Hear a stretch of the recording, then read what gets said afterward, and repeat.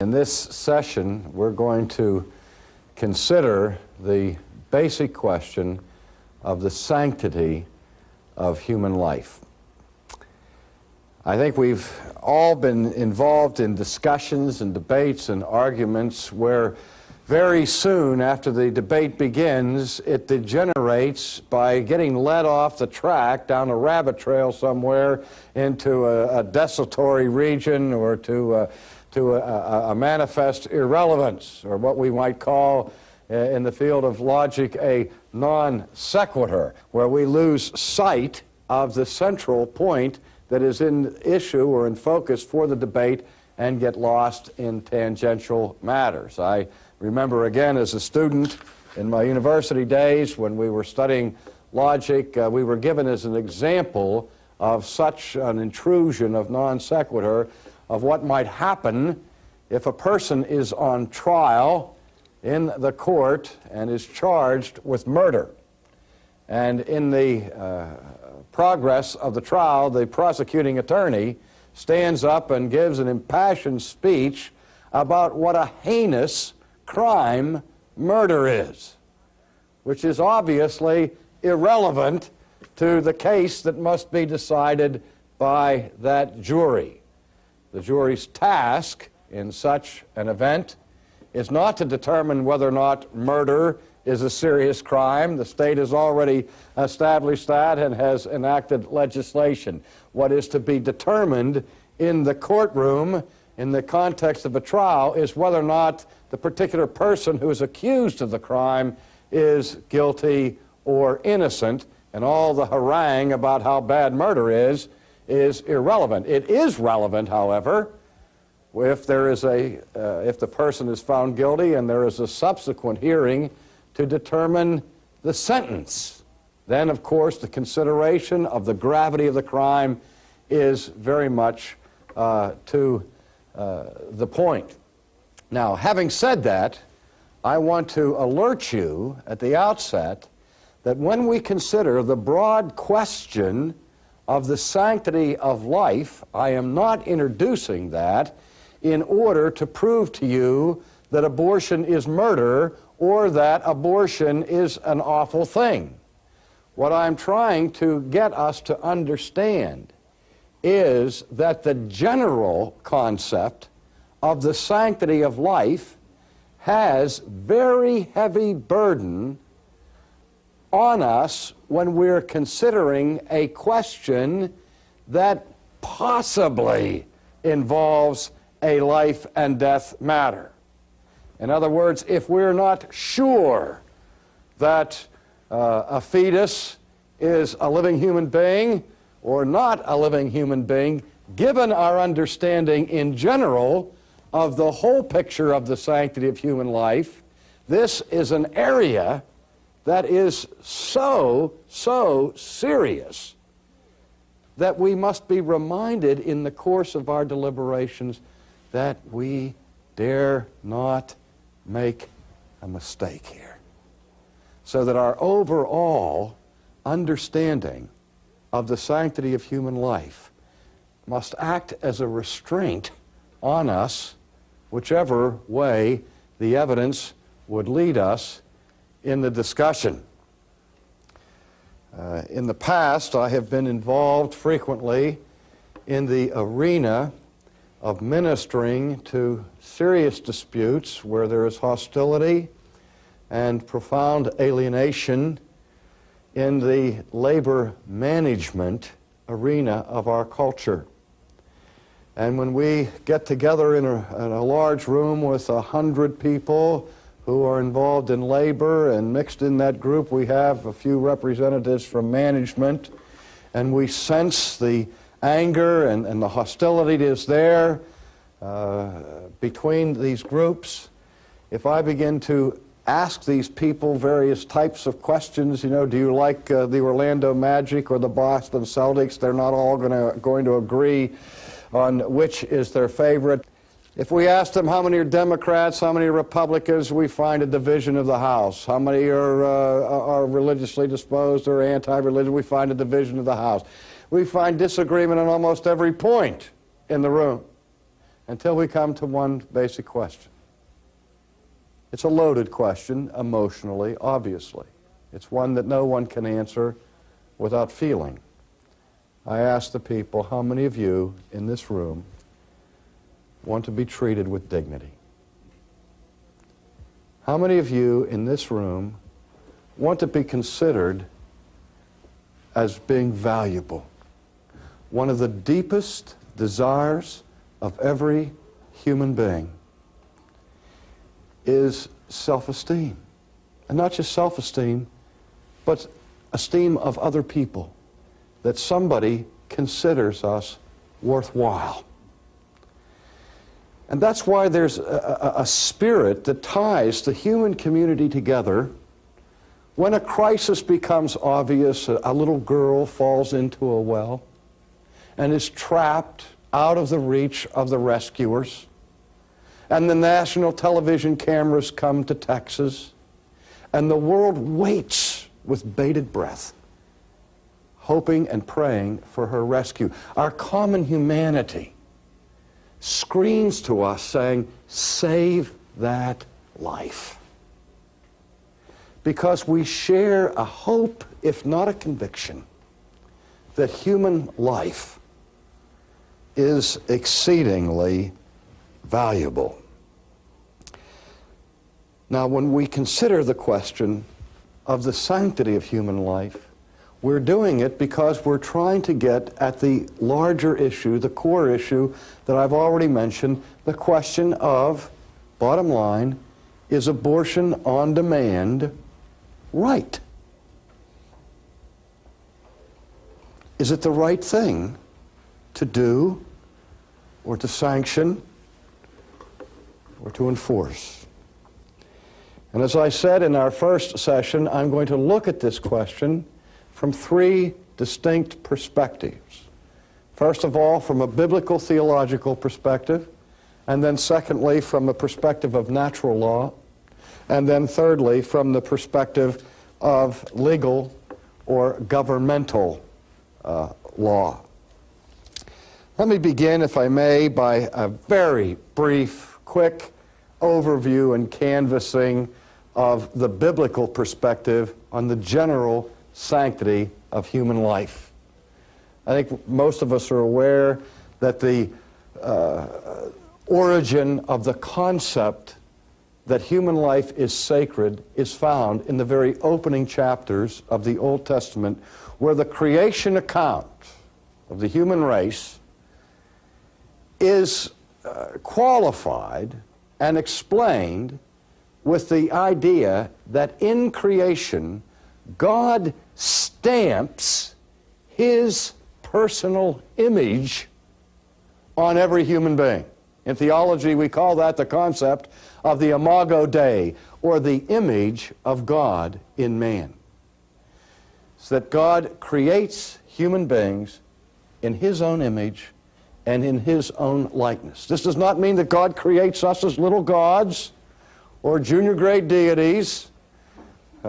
We may like to entertain that idea from time to time, but that's not the concept here. We're creatures, we're finite, dependent, derived, and all of those things. But nevertheless, every human being, no matter how corrupt or how virtuous, has that indelible mark of his Creator impressed upon his very soul, that in certain ways he is like his Creator, that he has been given a capacity to mirror and to reflect the very character of God, even though, as I'm quick to add, we are not God. Now, the significance of that is immediately pressed home when the issue of capital punishment arises as early as the 9th chapter of Genesis, where the Scripture gives a law establishing capital punishment in the case of what we would call today in our culture murder in the first degree. Murder that is premeditated with malice aforethought and all of that, in which we have heard this text several times, that if by man's blood is shed, so by man shall his blood be shed. That is not a prediction or a future prophecy, a proverbial insight that would say something like those who live by the sword will die by the sword, but rather the literary structure of that text has it as an imperative. God is saying that if a person willfully kills another human being, then that person forfeits his life and is to be executed. That's the law then that was reiterated at Sinai, where, as we read the several laws of the Jewish commonwealth in the Old Testament, that God says in the Ten Commandments, thou shalt not kill, meaning thou shalt not murder. And then in Exodus 21 and 22 and so on, he gives his legislation to deal with punishing those who violate the Decalogue. And so the penalty God enjoins for murder is a capital punishment. Now, if we go back to Genesis 9, the biblical rationale is given, and this, of course, is not intended to be a discussion of capital punishment. That's another issue that divides us seriously and warrants a whole series on its own. But in Genesis 9, the rationale for capital punishment is, as it says, if you shed the blood of man, by man shall your blood be shed, because man is created in the image of God. In other words, what that means, ladies and gentlemen, is that God is saying here that human life is so sacred that an attack upon a human being is regarded by God as an attack upon himself. Because any malicious attack on a human being is an attack upon one who bears the image of God. He is an image bearer. And that also means that the dignity that we have is a dignity that doesn't rest on our own preference. You know, some cynical philosophers say the only reason we esteem men is because we are men. And we like to think that we have some kind of value and that there's some significance to our existence. But the biblical message is that man has dignity because God not only creates him, but because God assigns and declares that every human being has value, that every human life is sacred. Now that theme is not just found in the ancient pages of Genesis or in the arcane elements of Mosaic legislation. But ladies and gentlemen, it's on every page. From Old Testament through the New Testament, the overarching message is that human life is profoundly sacred. Just one other reminder quickly comes from the teaching of Jesus in the most famous sermon ever preached, the Sermon on the Mount in the 5th chapter of Matthew. Jesus makes this comment to his hearers. He said, "You have heard that it was said of them of old time, thou shalt not kill, and whosoever shall kill shall be in danger of the judgment." Now hear what Jesus said. "But I say to you that whoever is angry with his brother without a cause shall be in danger of the judgment. Whoever shall say to his brother, Raca, shall be in danger of the council. Whoever shall say, you fool, shall be in danger of hellfire." That's one of the strongest statements that Jesus ever made in his ethical teaching. And what's he saying here? He's saying, don't think that you've obeyed the law of God if you've restrained yourself from committing murder in the first degree. That the deeper implications of the prohibition against murder carries an elliptical, unspoken, tacitly assumed assertion of its opposite. That is, what Jesus is saying here is You are not allowed to kill people, and that means you're not only allowed not to murder them in the first degree, you are not allowed even to be angry at them unjustly. You're not even allowed to hurt the quality of life that they enjoy. You're not allowed to slander them because their lives are sacred. And the idea that the church has always understood in the teaching of Jesus is that what the law teaches in its affirmation, it also teaches in its denial. It's opposite. That is, if Jesus says you must not kill or do anything that's part of the complex of killing,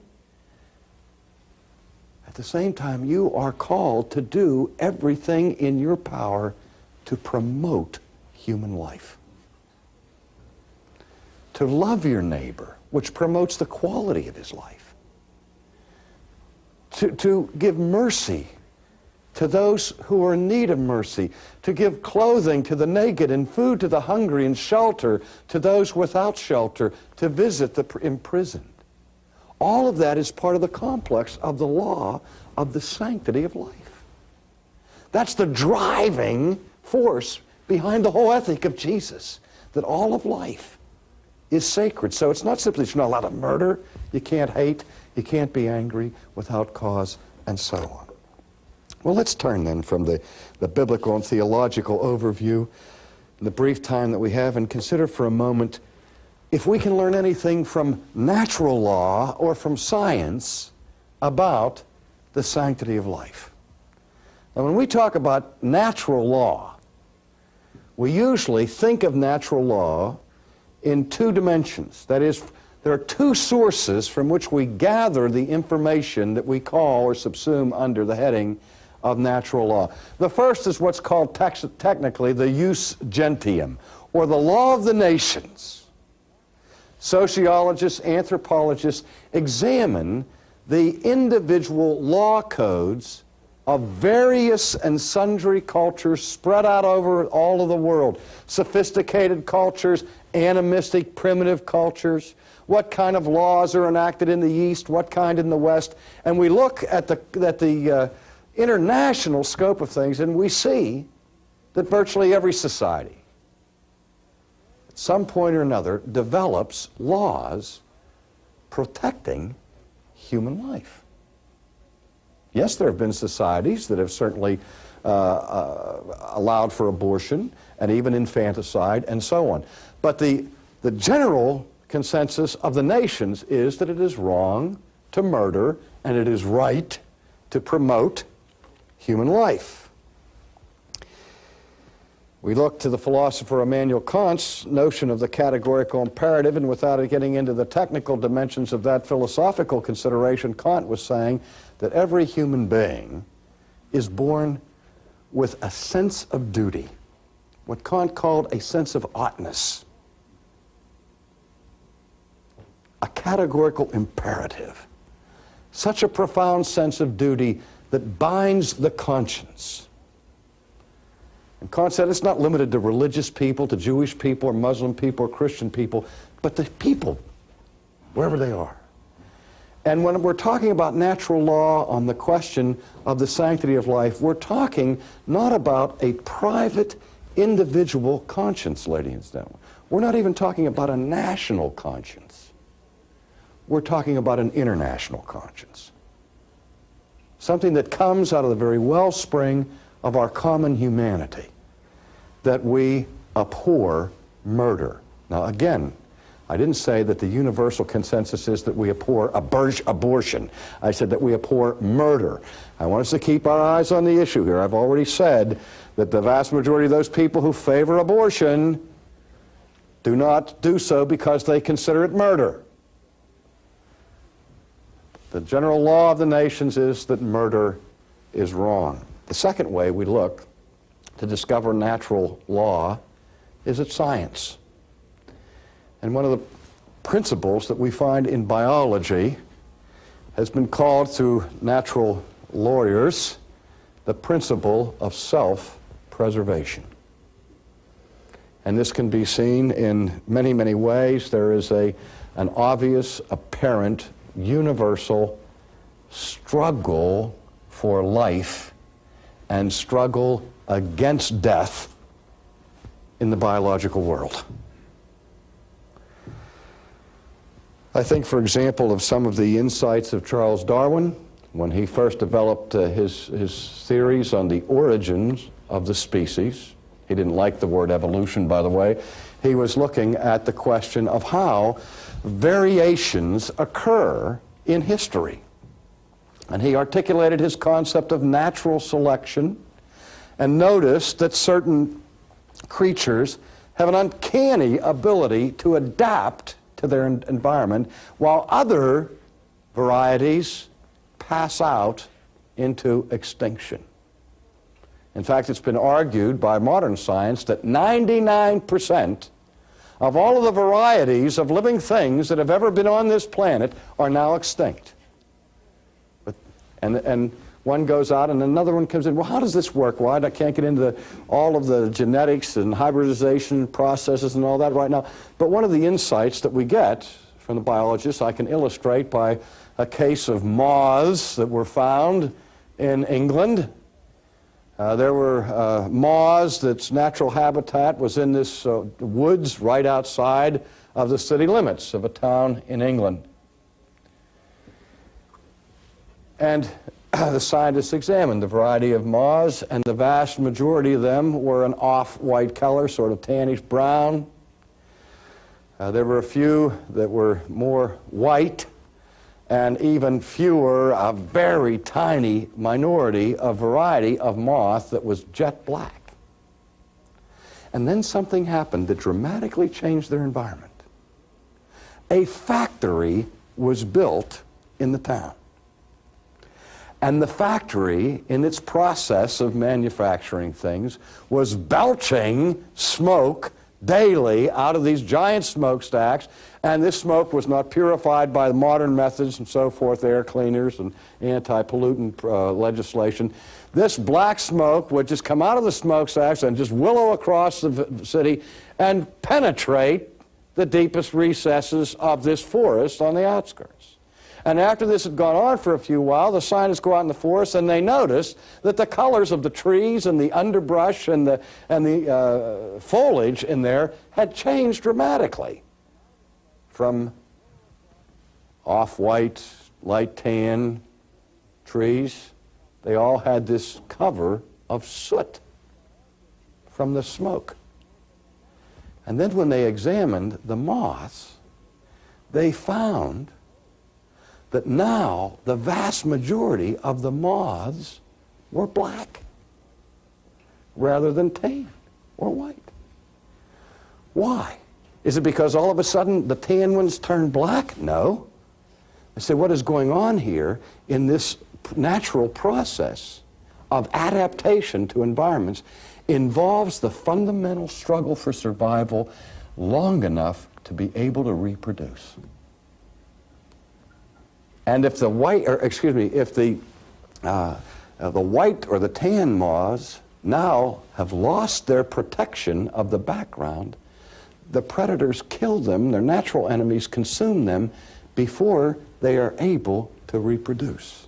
And now the black moths that before were clearly visible to any predator now become well hidden. They live longer, they reproduce themselves, and they take control. I'm trying to say that that illustrates this drive in nature itself for life, for reaching that point where one is able to reproduce. Going back to the biblical message, let me remind you that the number one, the very first law that God ever gave to his creation was what? Be fruitful and multiply. A law of reproduction.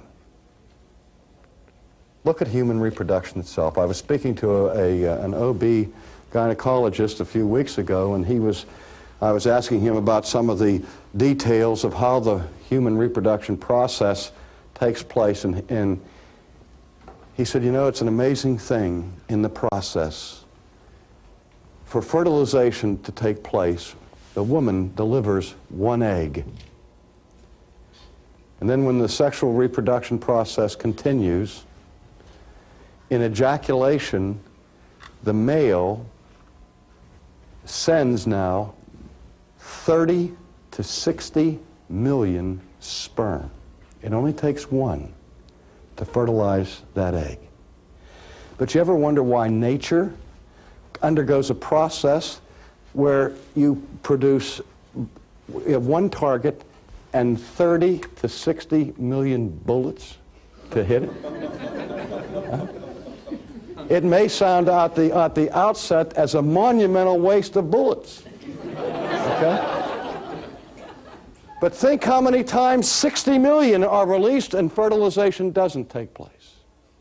And if one sperm does penetrate that egg and fertilizes that egg, then there's a certain percentage of fertilized eggs that fail to implant themselves in the wall of the uterus.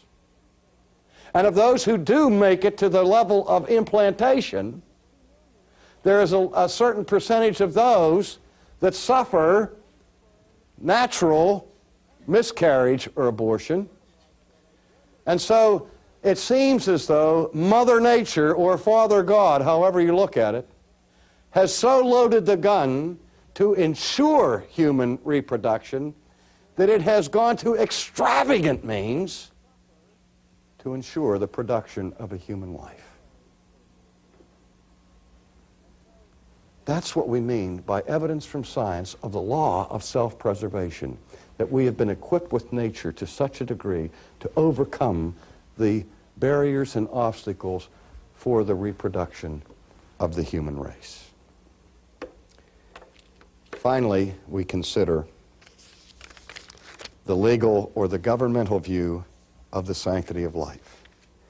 We are told in the most rudimentary of our national documents that we hold certain truths to be self-evident.